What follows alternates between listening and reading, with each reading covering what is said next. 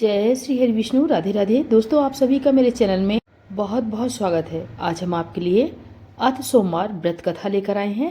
कथा पूरी सुनिएगा और अच्छी लगे तो प्लीज़ लाइक, चैनल को सब्सक्राइब जरूर कीजिएगा। संतान नहीं होने का था और पुत्र प्राप्त की चिंता में हर समय बेचैन रहता था। वह पुत्र प्राप्त की कामना से प्रति सोमवार को भगवान शंकर का व्रत और पूजन नियमानुसार करता था और सायंकाल को शिव जी के मंदिर में धूप दीप जलाया करता था। उसकी सच्ची श्रद्धा भक्ति देखकर एक समय श्री जगन माता पार्वती ने श्री भगवान भोले भंडारी से अनन्य विनती के साथ हाथ जोड़कर कहा कि हे त्रिलोकीनाथ, यह सेठ आपका भक्त है, इसलिए आप इस पर कृपा कीजिए और इसकी मनोकामना पूर्ण कर दीजिए। श्री पार्वती जी की यह बात सुनकर देवों के देव श्री महादेव जी बोले कि हे गिरजा, यह संसारिक कर्म क्षेत्र है। यहाँ प्राणी कर्म करने को ही शरीर धारण करता है। जैसे किसान खेत में जैसा बीज बोता है वैसा ही फल प्राप्त होता है, ठीक इसी प्रकार संसार में जो जैसा कर्म करता है वो वैसा ही फल पाता है। अपनी अपनी करनी का ही सब प्राणी फल भोगते हैं। यह बात सुनकर दयामती श्री पार्वती जी ने फिर अनन्य विनय कर कहा कि हे प्राणनाथ, जबकि यह बेचारा रात दिन दृढ़ विश्वास के साथ आपकी भक्ति करता है, तब आप कृपा करके इसके दुख का निवारण कीजिए। आप तो दया के धाम है, अतः इस पर दया अवश्य करनी चाहिए। श्री गिरिजा भवानी की इस प्रकार आग्रह करने पर श्री शिव जी महाराज बोले कि हे पार्वती, वैसे तो इसके किसी प्रकार की कोई कमी नहीं है, केवल एक पुत्र का अभाव है, सो ये पुत्र प्राप्त चिंता में ही रात दिन दुखी रहता है। इसके भाग में कोई पुत्र नहीं है, फिर भी मैं इसकी श्रद्धा भक्ति देखकर और तुम्हारे आग्रह से इसको पुत्र प्राप्ति का वरदान देता हूँ, परंतु वह पुत्र केवल 12 वर्ष ही जीवित रहेगा, इसके पश्चात वह मृत्यु को प्राप्त हो जाएगा। सो हे पार्वती जी, इससे अधिक मैं इसके लिए और कुछ नहीं कर सकता। शिव जी महाराज और पार्वती जी की ये बातें वो सेठ भी पूजा करते हुए सुन रहा था। इस बात से उसे न तो कुछ प्रसन्नता हुई और न दुख प्राप्त हुआ। वह उसी प्रकार प्रत्येक सोमवार को श्री शिव जी महाराज का व्रत व पूजन करता रहा। इस प्रकार करते करते बहुत दिन व्यतीत हो गए। तब शिव जी कृपा से उस सेठ की स्त्री गर्भवती हुई और 10वें महीने में उसने अत्यंत सुंदर बालक को जन्म दिया। सेठ के घर में बहुत खुशी मनाई गई, परंतु सेठ को उसकी केवल 12 वर्ष की आयु जानकर कोई प्रसन्नता नहीं हुई और न ही उसने यह भेद किसी को प्रकट किया। इस प्रकार प्यार दुलार में बालक 11 वर्ष का हो गया। तब उस बालक की माता ने अपने पतिदेव से कहा कि हे प्राणनाथ, अब मेरा लाल सियाना हो गया है, अतः किसी सुंदर गुणयुक्त कन्या से इसका विवाह रचा दीजिए। इस पर सेठ ने कहा कि अभी इसका विवाह नहीं करूंगा, क्योंकि मैं इसे काशी जी पढ़ने को भेजना चाहता हूँ।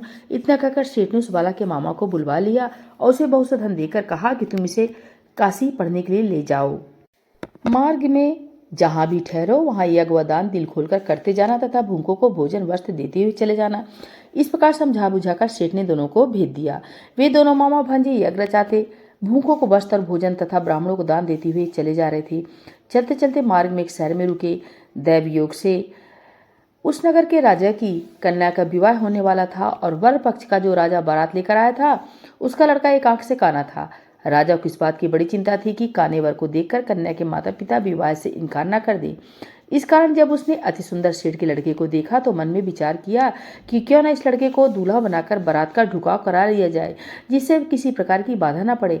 ऐसा विचार करके राजा ने उस लड़के के मामा से प्रार्थना की तो वे दोनों सहमत हो गए, परंतु उस सेठ के पुत्र को स्नान कराकर तेल फुलेल मलकर उसे वर के वस्त्राभूषण पहना दिए।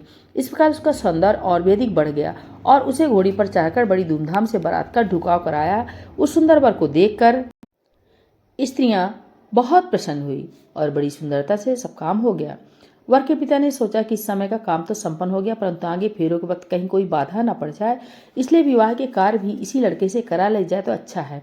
ऐसा विचार कर वर के पिता ने उसे लड़के के मामा से विनय पूर्वक अनुकूल वचन कहे कि आप कृपा करके फेरों और कन्यादान का काम भी करा दे तो आपकी बड़ी कृपा होगी। हम इसके बदले में जितना भी कहोगे धन दे देंगे। उन दोनों मामा भांजे ने वर के पिता की यह बात भी स्वीकार कर ली और विवाह का संस्कार बड़ी अच्छी तरह से संपन्न हो गया। परंतु जब लड़का महल में गया और प्रेमालाप करने के बाद राजकुमारी सो गई तो उसने राजकुमारी की चुनरी के पल्ले पर लिख दिया कि तेरा विवाह मेरे साथ हुआ है, परंतु जो राजकुमार तुझे ब्याहने आया है वह एक आंख से काना है, इसलिए उसके बदले मुझे दूल्हा बनाकर सब कार्य कराया गया।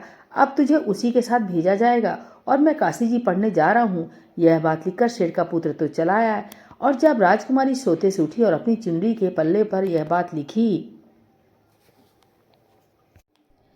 देखी तो उसने काने राजकुमार के साथ जाने से इनकार कर दिया और साफ कह दिया कि यह मेरा पति नहीं है। मेरा विवाह जिसके साथ हुआ है वह तो काशी जी पढ़ने गया है। यह रहस्य जानकर राजकुमारी के माता पिता ने राजकुमारी को विदा नहीं किया और बारात को खाली ही लौटना पड़ा।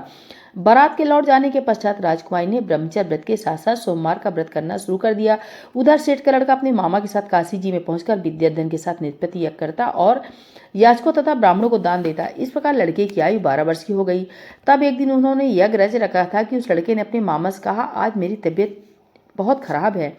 यह सुन उसके मामा ने भीतर लेटकर आराम करने को कहा। मामा की आज्ञा पाकर सेठ का लड़का अंदर जाकर सो गया और सोते ही सोते उसके प्राण निकल गए। थोड़ी देर बाद जब उसके मामा ने यह देखा तो उसे मरा हुआ पाया। यह देखकर उसे बहुत दुख हुआ।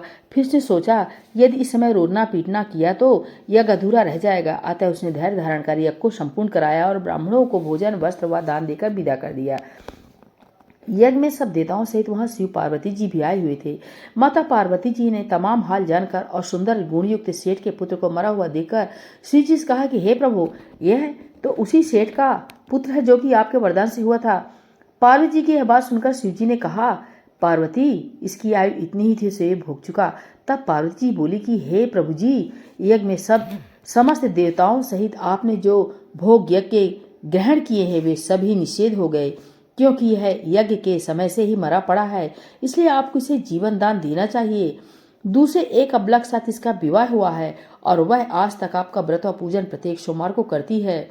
उसकी आत्मा की पुकार को आपका व्रत और पूजन जो कर रहा है, क्या वह आपका परम भक्त इसका मरना सुनकर दुख नहीं पाएगा?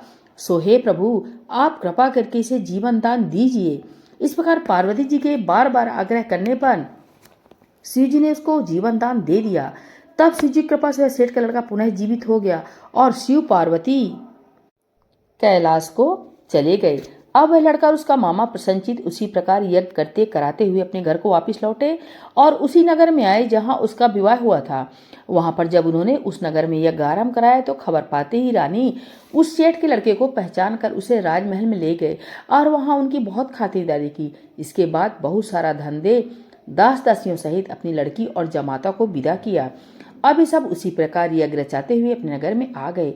तब उसके मामा ने कहा कि मैं पहले तुम्हारे घर जाकर खबर कर दूं। इतना कहकर मामा चल दिया। उस समय उसके माता पिता अपने ऊंचे मकान की छत पर इस विचार से बैठे हुए थे कि यदि हमारा पुत्र सकुशल वापिस लौट आया तो हम भी छत पर से उतर आएंगे, अन्यथा वहीं से गिरकर अपने प्राणों का अंत कर देंगे। उसी समय लड़के की मामा ने आकर यह समाचार दिया कि आपका पुत्र सकुशल आ गया है, परंतु उनको विश्वास नहीं आ रहा था। तब लड़के